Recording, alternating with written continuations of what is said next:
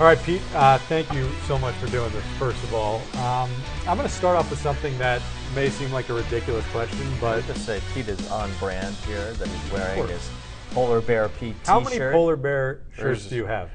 I don't know. There's just a ton of variations of them. I mean, it's kind of nice, but I mean, it's hard to keep track of. So I got some boxes in the back room for just people who want them. They can grab one. Really? So Whichever. just open it. Can we have a couple of shirts? Yeah, yeah. When was the last time you wore a shirt that didn't have a polar bear on it? Yesterday. We do have a big polar bear we see in the clubhouse now. Yeah. Just out of your locker.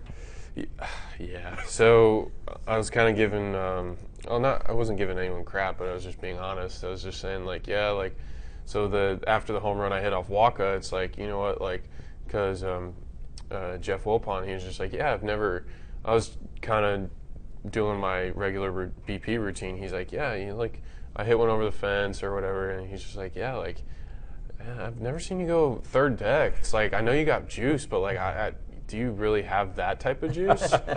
I'm like, okay, all right, I'll accept your challenge. And he didn't challenge me by any means, but to me, I thought of it as a challenge. Right. And then I hit it, and it's like, okay, there you go.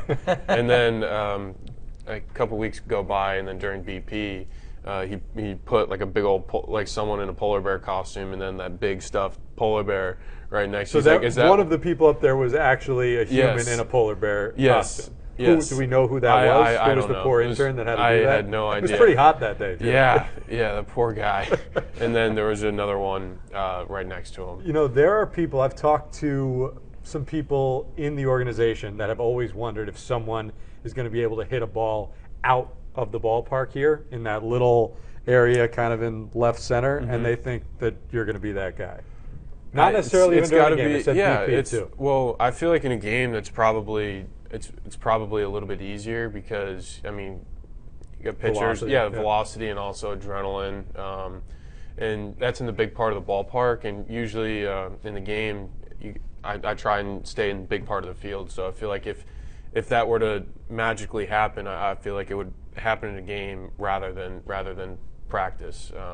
I can't try and do it, otherwise I'm going to pop out or ground out or just look like an idiot up there at the dish. So I just, if it happens, it's going to be, I got the perfect pitch and perfect conditions. And yeah, I mean, hopefully I can. If I could get one out there, that'd be legendary. Yeah, That'd be sick. I mean, legendary. You're painting a legendary rookie season, and this was kind of going to be my first question. That again, I said sounds a little ridiculous, but did you know that this was in you? I know you're an incredibly hard worker. Obviously, have the utmost confidence in yourself, but did you envision a scenario like this so early on as being something that was possible for you?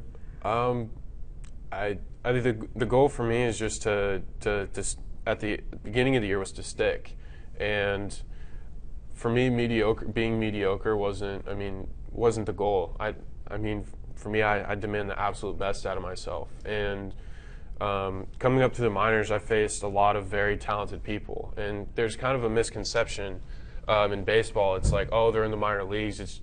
You're in the minor leagues. It's like you're there for a reason. It's like, no, well, it's just that some people just haven't had the right opportunity because there's big league talent all up and down the minor leagues, and everyone has to kind of start somewhere.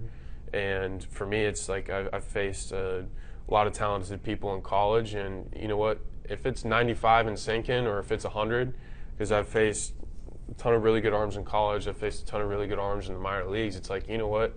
100's 100, and it's still a round ball coming in that strike zone, and it doesn't matter what name's on the back of the pitcher. It's just my focus and my battle is just scoring up the baseball, and I just want to be able to be effective, like not just on offense but defense as well. I mean, I've been working really hard to just improve myself daily because I mean, this being up here, there's a reason why it's the big leagues. It's the toughest league in the world, and I just want to keep continuing to keep getting better, and I'm motivated every single day, not just to stay, not just to help this team win, but just to keep going. I mean, this is a fantasy for me. This is a dream come true, and I don't want to give that up. I don't think I'll ever want to give that up.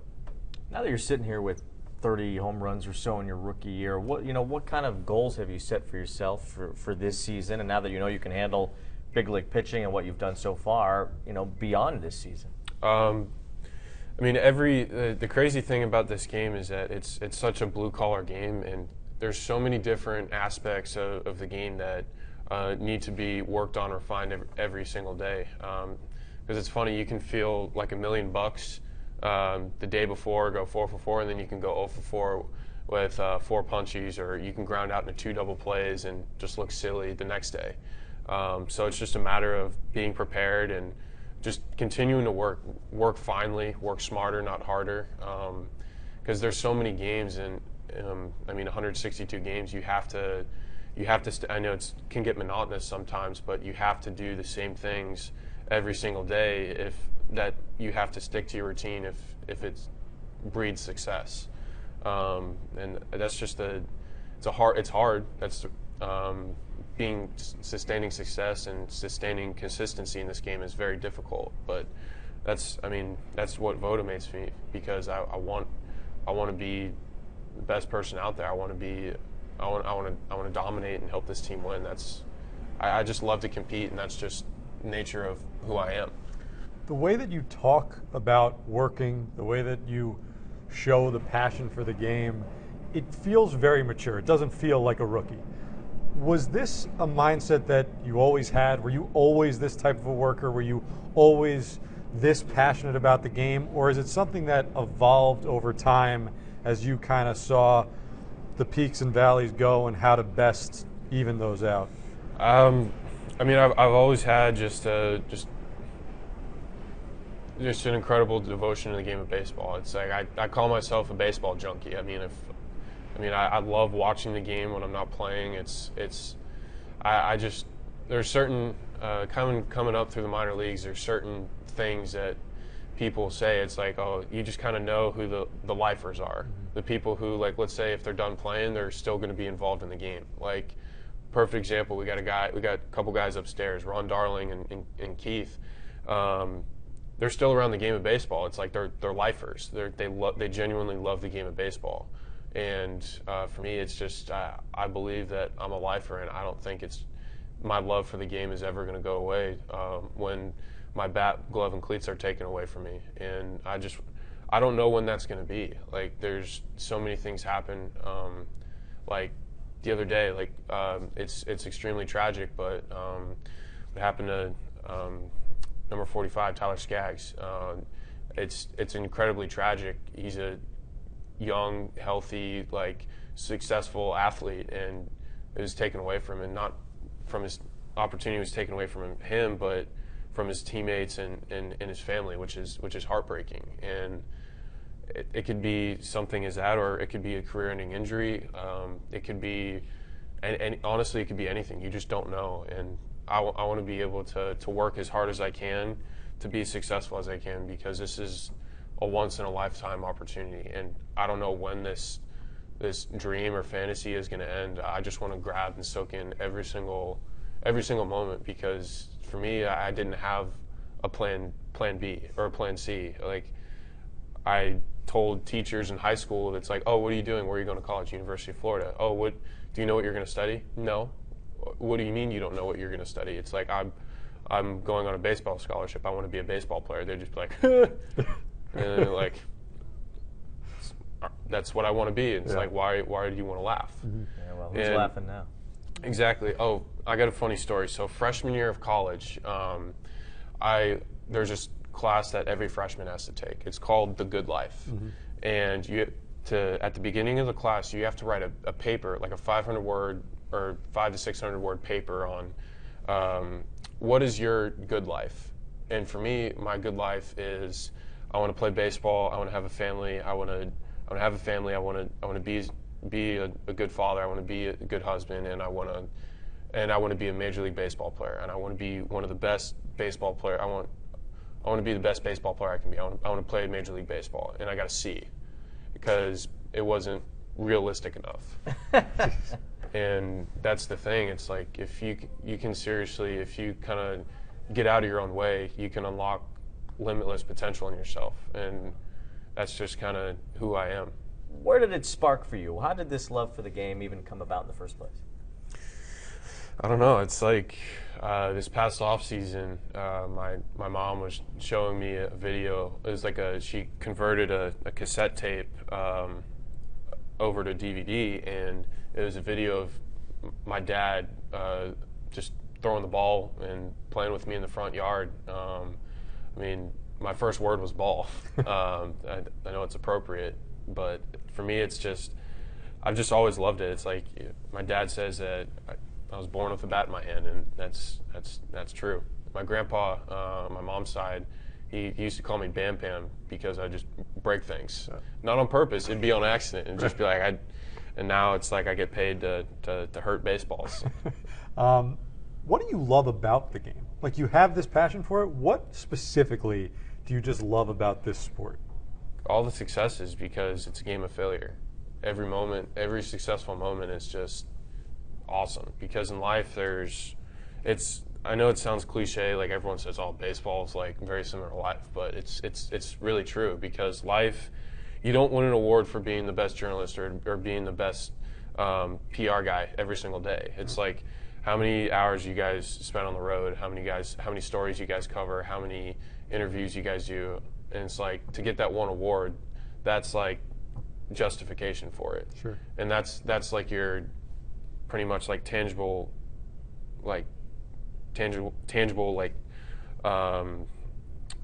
I guess what am I trying to say? It's tangible evidence of your success. It's like this award. This means like, you know what, I'm doing something right. And for me, that for me is just being here every single day, and it's really special. And I want to keep proving to people that believed in me and gave me this opportunity right. I just feel blessed. I don't feel lucky, because Robbie put this in a really good way. He's like, Poppy, we're not lucky, because granted there's a ton of people that helped you along the way, but you got to do everything. So you're blessed because you have people to help you get to this point. You're blessed because you've been given an ability and a gift, but you worked and gave everything you have in order to get to this point. So I think that's a good way to kind of describe it, and for me, that kind of spoke to me. Yeah, you don't get here by accident. Yes. So. You mentioned your defense, and it was a hot topic in spring training going into this year that you needed to work on that to become an adequate defensive first baseman. And I think you've passed all of those tests with flying colors to this point. But were you even aware of the scouting reports? Is that something that you paid attention to? And as far as how your defense has come along, what has gone into all the work you've put into it? And by the way, before you answer that question, I was wondering whether or not I was ever going to tell you this, but now that you are this good defensively, because I'd say you're past adequate, I'm going to give you what I'm sure you heard these scouting reports, because you just kind of smirked when you were asked about this. Yeah. I was talking to a scout maybe a year and a half ago, and he said, one of the best minor league bats I've ever seen, but he might get hit in the face with a baseball in the field. That was what the scouting report was. So now go ahead. Can I curse? You can. We might have to. We might edit it. We might have to edit it out. All right, that's fine. Well,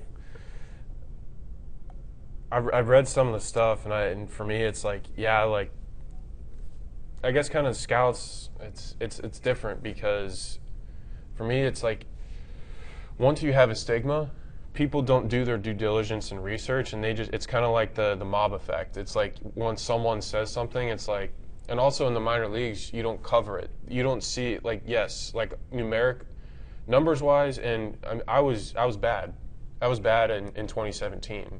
But people don't take into consideration I missed half the year with a broken hand. People don't see that it took a really long time, not offensively but defensively, to actually get my rhythm back.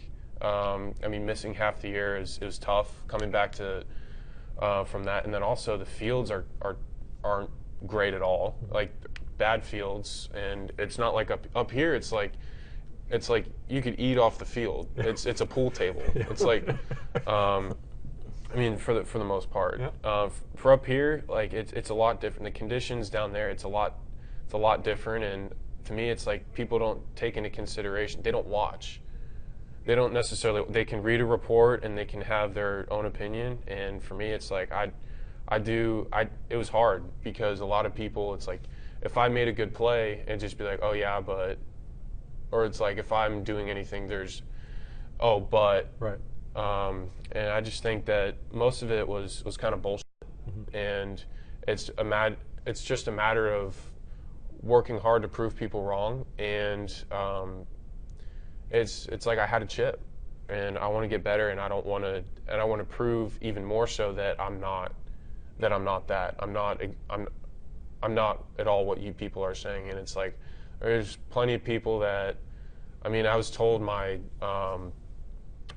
after the end of my sophomore year that I was by my coach, my current high school coach, that I was never going to play college baseball. Really? Yes, and I wanted to. Because of your defense, or just in general? In general, yeah. I was never going to play college baseball, and I told him I was transferring because I wanted to take, at the school that I was at, I wasn't allowed to be even put in honors classes. I had a 3.5 GPA, it's A's and B's, and I wanted to challenge myself, and they wouldn't let me do that. And I say, and then I transferred to the public school. It's like, look, I can take honors and AP classes, and if I pass the exam, I can get college credit for it. So because I transferred to the public school, I think I had 12 or 15 credits already because I took the AP classes and passed the exams. So for me, that was one of the best decisions I've ever made. And because he said that, like, it even fired me up even more. And it's like, transferring was a really good, and it's like standing up for myself. I know what I'm doing is right, and I'm not going to let anyone else kind of shake me off my path. That's really what it's all about, whether it be scouting reports, hearing negative stuff, whether it's like, I mean, it's fine. Tell me I suck, but I know I don't. That's kind of how it is. How did you overcome that? Where does that confidence come from? Because I think a lot of kids, if they were told by their English teacher that their goals weren't realistic, or by their baseball coach that they sucked, that they would curl up into a ball. Yeah, that would knock them off. It would totally knock them out of what they wanted to do. How did you overcome hearing that negativity? I just laughed, and because I just laughed at them. It's because for me, it's like, you don't know me. It's like, yeah, I sit in your class, and whatever happened to you, I'm sorry. Like, but I'm different. You can't tell a kid with everything in front of them. Like, every single kid has a dream and a passion, and for them to not to facilitate it, I think that's garbage. You should let anyone try and follow their dream. If you want to be the best garbage man in the world, fine, be the best garbage man in the world. Who knows? You may end up finding a way to save energy and turn trash into cash. Like, you just don't know. I mean, I think that anyone, if they have a dream, then they should follow it. And for me, I just kind of laugh at the people that said no or anything like that, because I just wanted to give everything I have every single day. Does that come from anybody, though? Does that come from your parents? I mean, listen, it's a very different thing becoming a Major League player and becoming someone who looks like he's on the path to being a great Major League Baseball player, if he isn't already. But even from our perspective, wanting to be in sports broadcasting, I remember plenty of people telling me nobody actually gets to do that. And it was my parents who said, well, somebody gets to do that, so why can't it be you? Was there anybody like that for you, or was it always kind of this innate, unique thing you had? My parents, my dad, my mom, and everyone in my, even like cousins, aunts, uncles, they've all been extremely supportive, and they never told me I can't do anything. I mean, they let me follow whatever passion I have, and I was really lucky that my parents like facilitated like my dreams, and they allowed me to follow passions. And if I wasn't good enough, they were just like, you know what, you gave it everything you had. It's worth trying. And it turns into a life lesson, and you just have to go on to something else. Like, but if you have a passion, I firmly believe that you should go for it. Like, and yeah, it may not be the easiest thing to do, but stick true to your guns, stick true to yourself, and yeah, just follow your heart. I know we talked about it a little bit before, but I was in AA calling games with Paul Goldschmidt and watched him do what you've done. and become a guy who's won now 3 Gold Gloves in the big leagues. And of course, the power and the offense was already there, but he honed that as well over time. Who are some of the guys that you've kind of looked into, and have you ever talked to Paul about some of the things that he had to work through to get to where he is? Yeah, and I guess you kind of know, I guess, what I'm talking about, because I'm sure Paul had to go through a ton of adversity. Like, okay, the scouts are saying this, like people up top are saying that, or other baseball experts are saying this and that. But you're watching, it's like, wow, this guy's a big leaguer. It's like I see it. With my own 2 eyes, I form my own opinion, not hearing what other people have to say.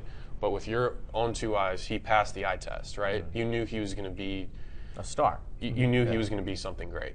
And I think that I kind of like the scouting or the I guess kind of like the Baseball Americas, they put kids in boxes, and I feel like I was one of those kids, and you don't have to be a five tool first round, like everything type of player, because you just need to be good at maybe a couple things, and that's good enough. If you're the best at a couple things, then you could, like the same thing with Paul. He obviously evolved, but I mean, what he's good at is, I mean, it's unbelievable what he's been able to do, and that's staying true to who he is as a player. And like, he's someone that I definitely wanted to be like. And then same thing with Paul Konerko.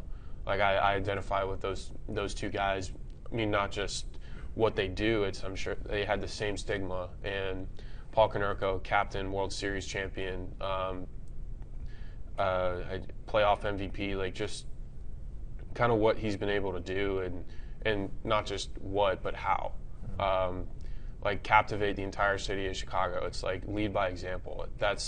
Those are the type of players that I kind of gravitate. And Paul Goldschmidt seems to be the same type of guy. I want to be that type of guy. And Mike Piazza as well. Like, that's another guy. And I just hope to be one of those type of players one day.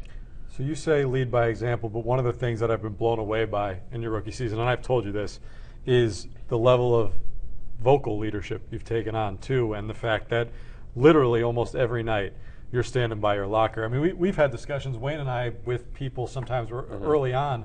I was like, God, let's give him a break. I don't want to wear him out. But you really seem to embrace it as a young player. You seem like you want to be out there. You want to be someone that is accountable, that takes ownership, that helps lead a team. Is that something that is a conscious decision that you make, or is it strictly this is who I am and I'm going to be this way? Yeah, I mean, for me, it's like it's who I am, but also at the end of the day, like at the end of the games, and I mean, fans want to hear what we have to say, and I mean, I respect that, and I don't mind telling them what I think and telling them my honest opinion, and I mean, not just here in New York, but Mets fans specifically. Like, I mean, we have diehard, true, loyal fans, and sometimes they want answers to the tough questions. And for me, I just want to be. If I mess up, I'm going to say I messed up. I just want to be accountable and responsible, and I don't want to hide from anything, because I just want to almost be transparent, and that's pretty much it. Because I mean, our fan base is so passionate and loyal. It's like they deserve, I guess, like they deserve kind of my honest opinion and honest take on things. We were talking before about guys that are put in boxes. Is there something uniquely special about going to the All-Star game this year with Jeff McNeil, a guy who was also put into a box? Yeah, I mean, both of us kind of got it last year. He's like, oh, he's 26 and still in the minors. It's like the kid had a couple hernia surgeries and like like a hip, something with a hip too. It's like, I mean, the kid had a rough go with injuries, and that sucks. That's terrible. And when he is healthy, he's awesome. And I'm so happy for him, because like he went through the same type of criticism. It's like, oh, he's in the minor leagues for a reason. It's like, yeah, okay, he got hurt and he didn't have enough sample size. If he was healthy for all those years, he would have been up sooner. And it's just a series of bad events that happen. It's really unfortunate, but I mean, he really earned it. He grinded his way, and the one thing that kid is he's stubborn as hell, and you have to be. And I mean, I think Keith Law said Jeff McNeil was the worst player ever, and now look at him, he's an MLB All-Star. So that's the one thing I love, when people are doubted and they stay true to who they are, and they become not just successful, but top of the league. Do you guys mirror each other in some way? I mean, is that part of the bond that you have? Yeah, I mean, we just have good chemistry together. I mean, we're hard on each other, but it all comes from a good place. I mean, he can be salty as hell sometimes, and I can be salty too. But at the end of the day, it's all about winning games, and we hold each other accountable, and that's how it should be. That's not only how it should be, like in the locker room, but just in general. And yeah, we keep checks and balances on each other, but I mean, we know when to be serious and when to kind of mess around and joke around. So he's a great teammate and great friend, and I'm so happy for that guy. I mean, he deserves it tenfold. We'll let you get going in a second. We've taken up enough of your time. I don't know if you have the last one, but I'll ask one final one. I have one more. And then you can get one more in. Has there been one moment that sticks out above the rest so far in your Major League career where you just kind of either couldn't believe it was happening or just it really hit you what was going on?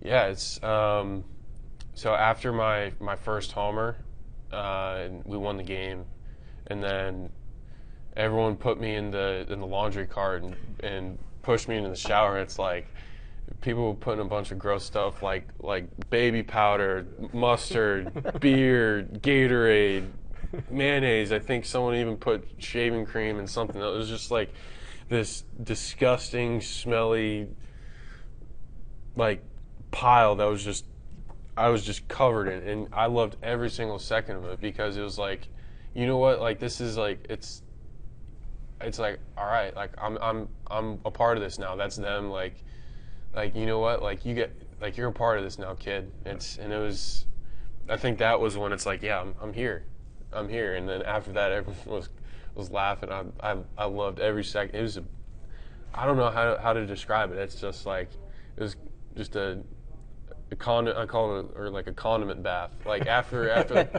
that, it's just like just feeling accepted, feeling like it's like, yeah. I mean, I had some hits going into it and going into that first like series in Miami, but it's like after that, it's like, yeah. I'm here. That was a bomb of a home run too. A lot of them have been to this point. You know, your baseball journal or diary, whatever you want to call it, is it's a notebook. It's a notebook, not a journal or a diary. Dear diary, let me tell you. Dear diary, I was awesome tonight. You know, it's kind of become the stuff of legend in the clubhouse already. What is the thought behind that? You know, and how detailed is it? What are some of the things, you know, just in the big picture that you're trying to put in there?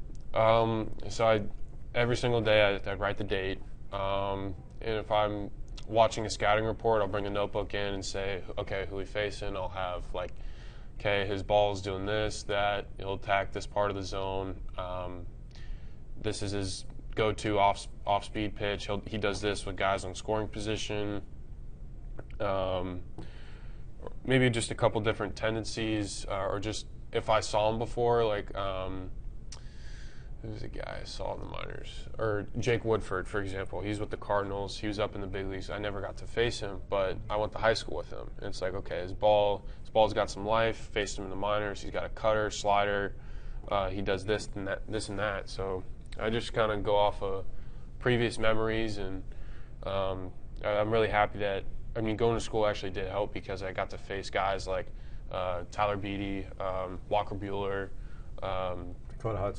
Dakota Hudson, Carson Fulmer for the White Sox. I mean, the list goes on and on with guys that are kind of coming up to the big leagues now, and it's really cool that they're being successful, and it's also cool because I got a nice little inside scouting report. So yeah, I usually just try and do the best I can for, just research purposes, so I'm prepared and have a plan. Having a plan before the game, you can't just go up there and turn the brain off and hit. So you have to have a plan. You have to have it thought out. So when you go up in that box, you can turn the brain off because you've done all the work. It's not just go up there and just hit, because not knowing what's coming and how the ball moves, it's tough. And I feel like the longer I stay around, the better my kind of notes are going to be, and the more I got to go off of. So I got more of a kind of a memory bank and a library to go back to. So I feel like as the season's gone on, I've gotten much better as a hitter, and I want to continue to keep getting better. Well, Pete, this has been awesome. Thank you so much for doing this. And this episode is actually airing the day after the All-Star game, but we're going to wish you good luck anyway because we're taping this before. So enjoy that experience, man. Enjoy the home run derby. All right, I will. Certainly deserving, and soak it all in. I know you will. We don't have to tell you that. Yes, I will. I will. Thanks, Pete. Absolutely. Pete Alonso. Thanks, man.